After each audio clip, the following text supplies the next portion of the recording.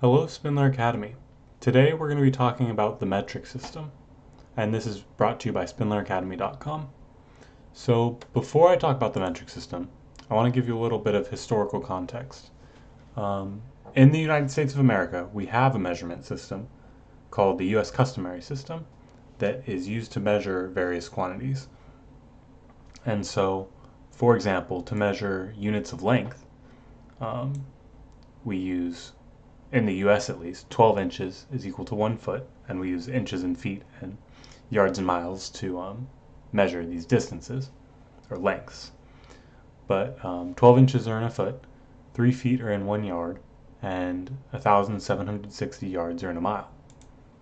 And then if we want to measure like volumes, then we have 4 quarts, and that's equal to 1 gallon. And if we want to measure time, we have seconds, minutes, hours, and days. So 60 seconds are in 1 minute, 60 minutes are in 1 hour, and 24 hours are in a day.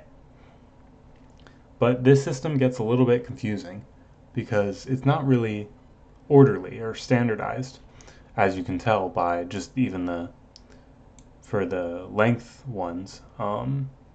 It's 12 inches in a foot, but then it's not, you know, it's 3 feet in a yard, and then it's 1,760 yards in a mile. I feel like, well, it'd be more orderly if all these numbers were the same. And ideally, they'd be a power of 10.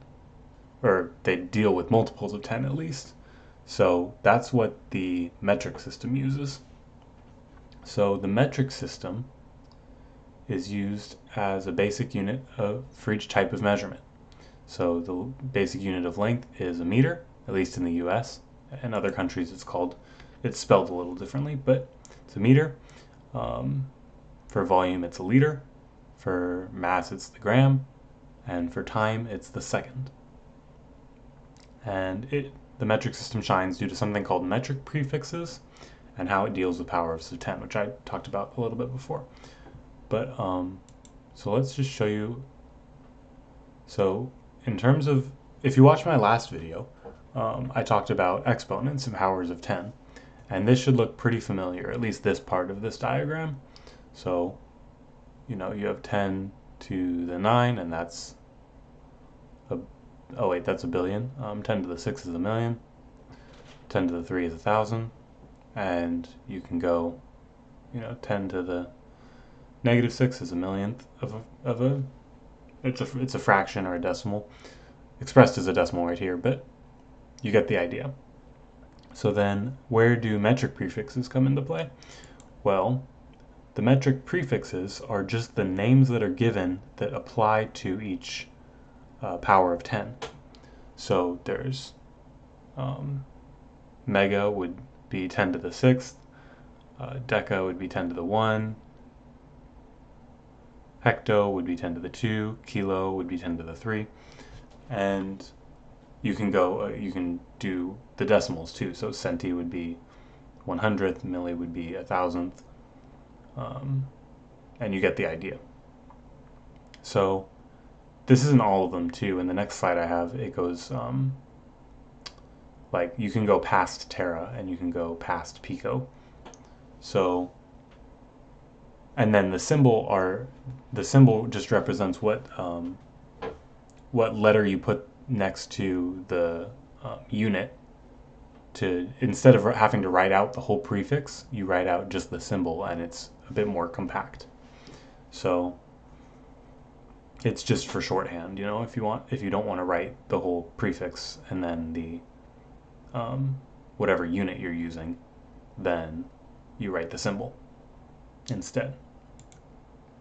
So you can go past tera. So it's peta is the 10 to the 15th, and then exa is 10 to the 18th. And then if you're going for small, or like on the smaller end, femto is 10 to the negative 15th, and atto is 10 to the negative 18th, but it goes even past these two. Yeah. So let's do a real world example.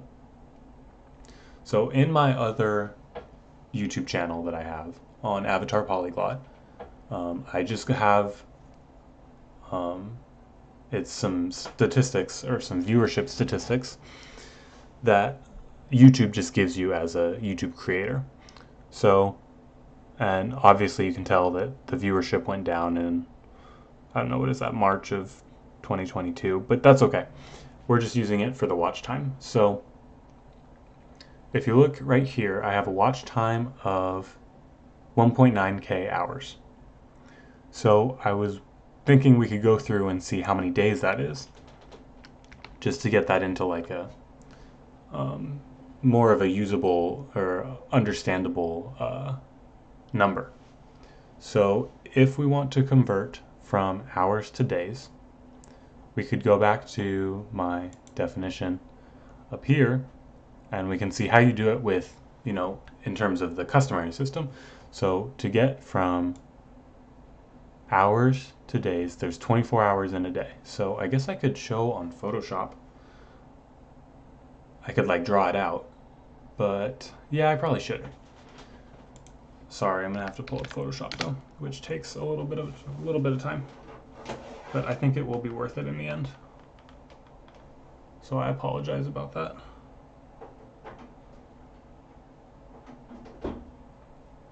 And that probably just beeped on your end. I can't hear it for some reason because of how the recording system works. But renew. Great. Okay. So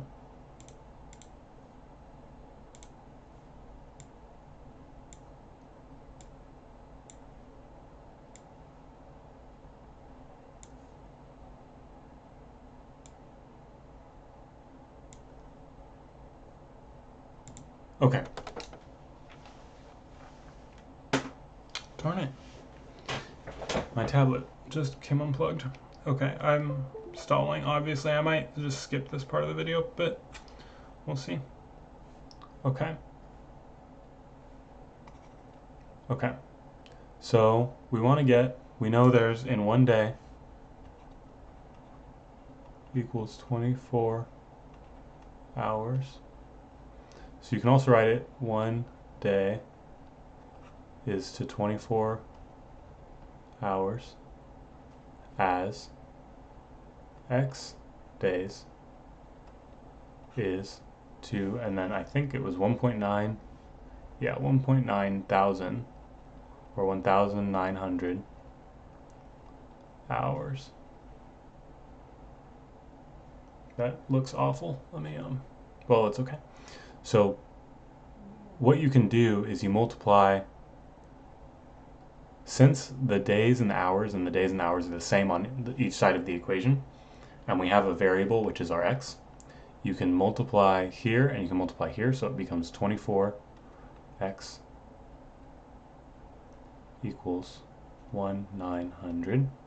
And you divide by each side by 24, and so x equals 1,900 over 24, and that is equal to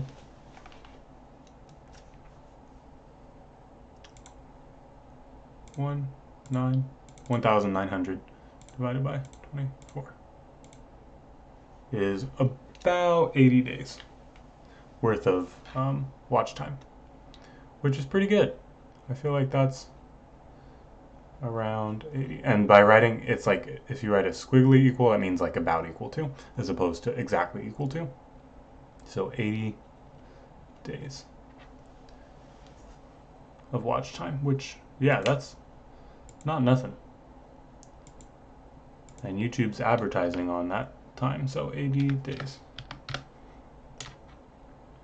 And then I was thinking we could figure out how many seconds that is, since we know, and that'll just be going the other way. So let's see. If we know that 60 seconds are in a minute and 60 minutes are in an hour, and we have, let me erase this. Let's change the color too. If we have, so we have 1,900 hours, and we want to get to seconds eventually, but in order to get to seconds, we have to get to minutes. So it's times, I probably should have done this example first, but it's okay. Times, what is that? 60 minutes over 1 hour, and then times 60 seconds over 1 minute.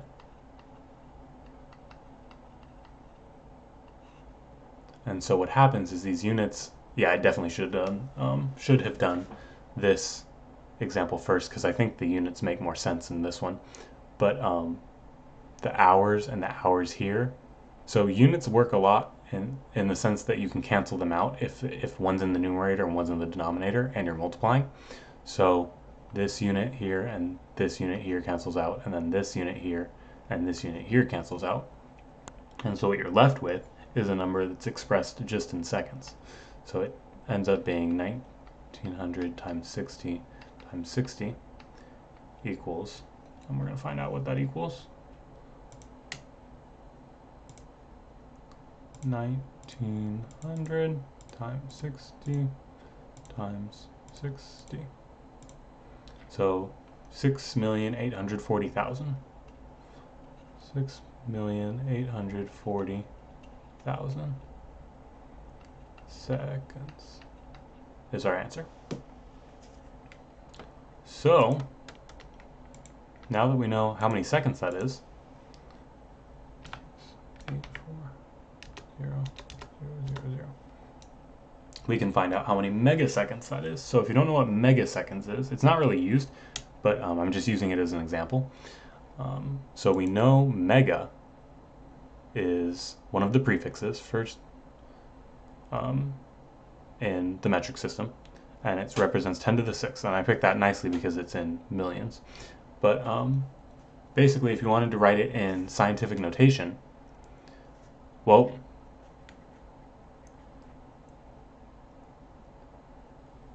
not scientific notation, but this one's easy just because I made it work nice. But it turns out to be 6.84 megaseconds. And that's because we're already in the millions placeholder. And so since, how do I explain that? I don't know if that makes sense yet. Well, this should definitely have some commas because we are in the US and that's how we write it here. But I'm trying to think if that makes sense. Hopefully that made sense. But because we're in the millions and the answer that we got in seconds is in millions, then you can just write 6.84 megaseconds. And if it were not a nice number, did I do? Yeah, okay. Yeah, I think that makes sense. If it doesn't, just comment and maybe I'll make another video to explain this more if it doesn't make sense. But yeah, so then thank you for watching. I'll put, so one of the inspirations where I got some of these diagrams from was was this website that's about ham radio and like getting licensed and whatnot, but it has a PDF on the metric system. So I'll put that link in the description. And then this video is also on the metric system. It's by like Math Antics or something like that. And it just explains the metric system in more detail. So if you want that, you can check that out too. So I'll put those in the description. But other than that, this has been the Metric System by Spindler Academy. Thank you for watching. Bye.